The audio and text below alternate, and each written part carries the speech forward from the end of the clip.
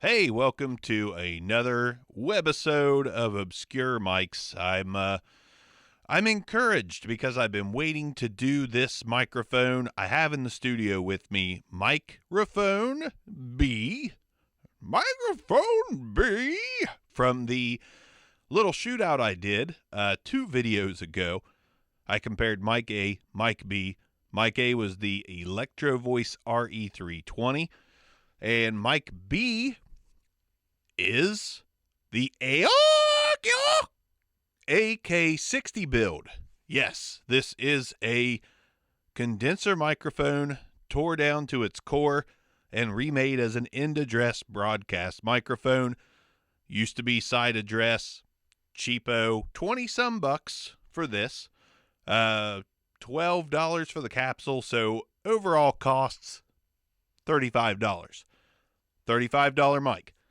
Now, per the urging of a few folks, I will offer to build you one of these if you want to get in contact with me, bark@macrofantasyshow.com, because for $35, I think it sounds pretty good. Pretty good indeed. So let's talk about the microphone and what I did to the microphone. All right, so first I took the Aokeo and I removed 3 screws from the bottom of the microphone and pulled that out to find a very small circuit board, one that I believe I can fit into a handheld dynamic microphone and construct a handheld condenser. So that's one of my next projects. So from there, as you can see, a little close-up of the chip there, as you can see, I've got it tore down to its core, bottom off, the top of the grill. The top of the grill was the only way I could get inside of the microphone, so I did have to pry that off. It was that metal plate you see there is in there. I couldn't get it off, not with a heat gun, not anything. But there's the old capsule removed. There's our empty shell of a microphone, the Aokeo AK-60. The grill's pretty strong. The body's pretty strong. I'm pretty happy with the build quality of this mic. There's the other end inside the microphone. And I basically took the top off, as you can see, and I wired red and black wires. After removing the circuit board, I resoldered those to an XLR after removing this XLR and circuit board.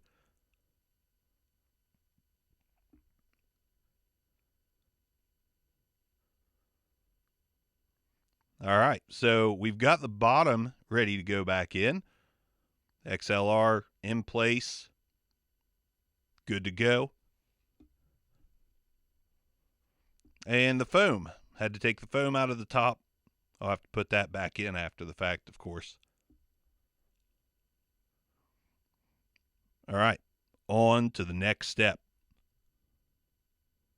So the next step was running the wires through the bottom, luckily up through a few holes in the top where the capsule was mounted. So I got those ran up. I had to use 2 sets of wires, solder those together, do a little electrical tape. But there's the result of that. So my wiring is ready to go. Really simple. There's the old capsule. I just am using as an example an old capsule and how I'm going to do this, but that's not the capsule that I used. All right, so this is ready to go. On to the next step. So from there, we were ready to insert the capsule. Here's the capsule. It's a large diaphragm capsule that I got off eBay, link in the description. I was really encouraged about the size of the capsule because I thought, yeah, tomfoolery, me and my tomfoolery. So I thought a larger capsule is going to mean a higher frequency response. So the capsule with the foam entrenched around it is just as big as the opening in the top of the microphone. So this proved to be a little difficult to get everything back in there, but I think I have it figured out. So there we go. I put the capsule down in there, put the top back on, and here we are with the Aokeo AK-60 build. Now a full-blown end address microphone, kind of in the form of a Aokeo PR40. I do want to get a shock mount on this thing, and give it the full effect.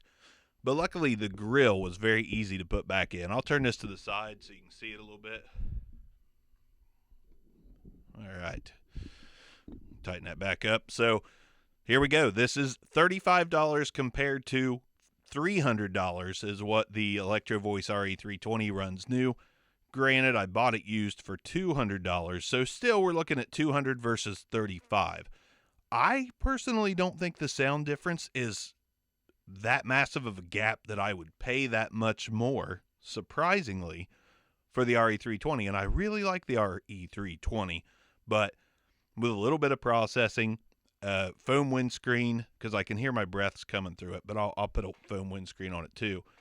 I think for $35, this is a pretty sweet mic for $35. So Peter Piper picked a patch of pickle pineapple pizza. Definitely doesn't handle plosives as well as the RE320 did. But let's do off-axis rejection, turning around to 90 degrees. This is the microphone at 90 degrees. Here's the microphone at 180 degrees. I'm going to turn it back around to the front of the microphone. The off-axis noise rejection, I think, is pretty solid on this thing. The foam does a good job. The capsule is literally all the way at the top of this thing, so there's not a lot of room in there. It kind of fit in there perfectly. So when you get right up on the $35 Aokeo AK-60 build, this is what it sounds like when you get right on top of the Aokeo AK-60 build. All right, let's throw a windscreen on. All right, so the windscreen is on. Definitely dims that top end down a little bit. Peter Piper picked a patch of pickle pineapple pizza. Peter Piper picked a patch of pickle pineapple pizza. Pizza, pizza, pizza. Plosives get right on top of this thing, and this is what it sounds like now. And I really, like, seriously, dude, talking to you like my bro, I am fine with this, so I'm replacing all of my RE320s. Making some money in the process, selling those off, going with $35 mics. A 3-mic setup on the podcast is going to run, what, 105. 105, 3 mics, and I'm fine with this for the Back Row Fantasy Show. Absolutely fine with this. I could pay a bunch more to get a different mic, but I am really okay with this sound completely. So there's a little bit of shrillness and an odd frequency up top. I'm going to use a high pass and cut that off just a little bit, or a high cut filter and cut some of that off a little bit and see if I can smoothen it out. But even if I can't, I really do honestly like the sound of this microphone. So let's go ahead and throw some processing on the microphone. Okay, so I've got compression and a de-esser on it and a high pass filter. And it brings some clarity out of it, but it's also got that graininess gets a little grainier, but I still like the sound of the microphone. Let's go ahead and put a big bottom. All right, so I have now thrown a big bottom on the microphone. To me, it sounds a little overly processed. Let's try no compression. All right, so this is the microphone, big bottom, de-esser, high pass filter, no compression, and this is what the microphone sounds like. Again, sometimes this happens. I almost like it better unprocessed. All right, so processing is back off, and this is what the microphone sounds like. I really am quite proud of myself for this one. $35, usable mic, into dress. I'm a sucker for that. Sucker for the looks. The looks are fine. I think with a good shock mount, this is going to be a nice setup on the Back Row Fantasy Show. So, microphone B, you guys see it in front of you. Let me know what you thought about it. Let me know if it sounds good to you. Let me know if you'd like to get one handmade by me. Never thought that would happen. So, Mike B, thanks for watching. Again, pour in those comments. I want to know what you thought about it. I think it sounds pretty fairly broadcasty, and I'm very happy about this thing. So, thank you for watching. I am going to release as many videos as I can in the upcoming days/weeks, just to try to keep myself busy and give you guys something to do as well. I know I'm not the only show in town as far as YouTube channels go. There's all kinds of good content to watch.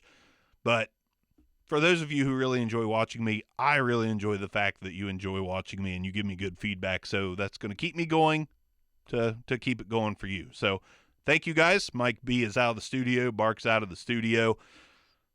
Peace out.